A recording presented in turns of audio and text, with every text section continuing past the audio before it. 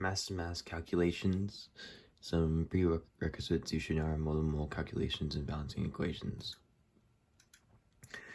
As you know, here's a periodic table, and as you know beforehand, a mole is a standard specific scientific unit for measuring atoms and elements, and every element has its own molar mass. So hydrogen has 1.00794, and so on. Right here's heliums, and right here's is lithiums, and that's how much they weigh in grams in 1 mole. And in the equation, when you're dealing with mass-to-mass calculations, you're always gonna, in the middle of your equation, you're gonna have moles, because no matter what, if you're going from grams, particles, or liters, you're always gonna use moles in the middle to go between them. And so what you're gonna start off with how many grams you have of, your first element, the one that you're given, and you're gonna convert it into moles, and then convert it to moles of y, as in if in the equation there's, for every 2 moles of x, there's 3 moles of y, then that equation is going to go. And then here you're going to find how many grams you have, and you're going to divide it by how the molar mass of a element. And what that's going to do is that's going to find how many exact moles you have. And then once you have the exact amount of moles you have of x, you're going to times that and get how many moles of y is in the equation, and then that'll be how many moles you have for y, and then you times it finally by molar mass, and then once you times it by molar mass, then you finally get your grams of y. Alright, this is the first example. We have iron pyrite, FeS2, combines with oxygen from atmosphere to produce iron 3 oxide and sulfur dioxide. If a furnace burns 100 grams of FeS2, how many SO2 is produced? Alright, well, it's important to identify, I'll give the balance equation first, but it's important to balance the equation, create the equation, and then identify what you have. So we're getting 100 grams, that's our given, and it's our reactant, and then what we're trying to find is SO2. And so one of the first things you should notice is that there's 4 moles of SeF2 for every 8 of SO2, and so that's going to be a big part of balancing it. But when we start the equation, we're always going to start off with our given over 1, and in this example it doesn't have it over 1, but as you see, we always start with the given, and then we're going to divide by the molar mass of FeS2. This is found by adding up the molar mass of Fe and S2 twice for this, because there's 2 of them, and that equals 120 grams. And so if you divide 100 grams by 120 grams, you're going to get how many moles you have. And that's represented because these 2 would cross out at this point in the equation, and you'd be left with moles. And, when they cross out, that's how you know that they're not in the equation finals. Like in the full equation, as you can see, they all cross out to where it's just grams of SO2, which is our answer. Anyway, so once we find how many moles we have for FeS2, then we use the rate of 2 over 1, which is a simplified version of 8 over 4.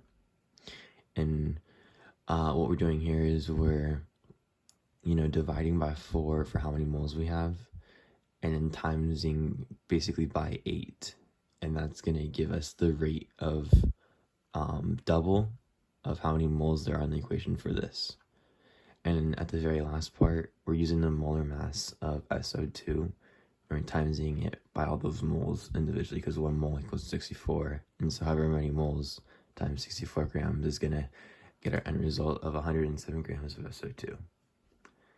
And as you can see, we followed the grams of X given, moles of X, where we're grams of X. We're converting molar mass to moles right here, moles of X right here, converting to moles of Y, and that's our conversion. And then our final, when we're putting it back to molar mass for the product. All right, let's go for a few examples here. How much iron 3 oxide will be produced by the complete oxidation of 101 grams of iron according to this following equation?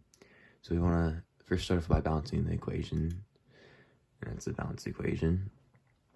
And so then it's, what do we want to identify? And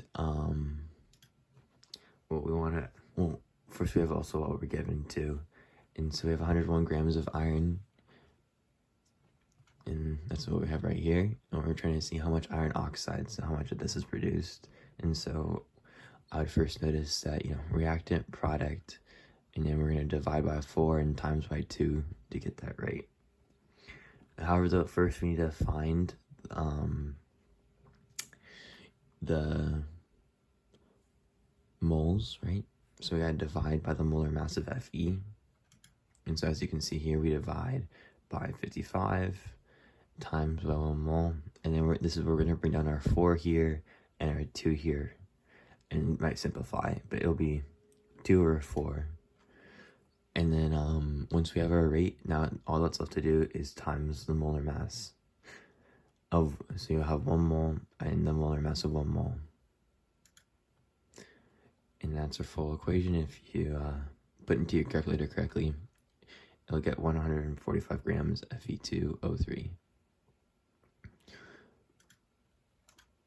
Alright, for our second problem, what we have O2 will react at 342 grams of C8H18. So once again, writing out the equation, balancing it. That's the first step of the problem. And then after that, what we're going to want to do is we're going to want to use the given. Then we're going to want to divide by how much C8H18 weighs. And then we're going to divide it by 2, put it over 25. To how many moles of O2, because that's what we're trying to find. And then O2 times molar mass. So all that laid out right here, as we have our starting amount in grams, it's 342. That's what we're given right here. Gonna bring that down, and we're gonna divide by the molar mass of 1 mole, and that's gonna give us how many moles we have in the equation. Moles in the equation is like, I don't know if I've said this before, but it's a ratio to where if something has more moles, everything else increases the moles. As in, it's always balanced. It's always equal in terms of mole ratios for this balanced equation. Anyway, so then once you find how many moles they are by dividing molar mass by what you're given, then you use the ratio of how many moles of this, how many moles of C8H18 are in the equation compared to O2. It'll be 2 moles over 25 over 2 moles.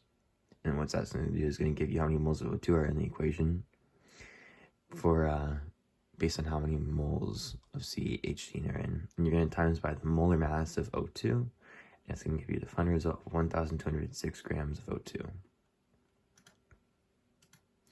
For our third problem, if 92.0 grams of aluminum is produced, how many grams of aluminum nitrate is reacted? And so, once again, balancing the equation, writing it all out. This first step in solving. And then what we're trying to find, if 92.0 grams of aluminum, so if 92.0 grams is produced, how many grams of aluminum nitrate is reacted?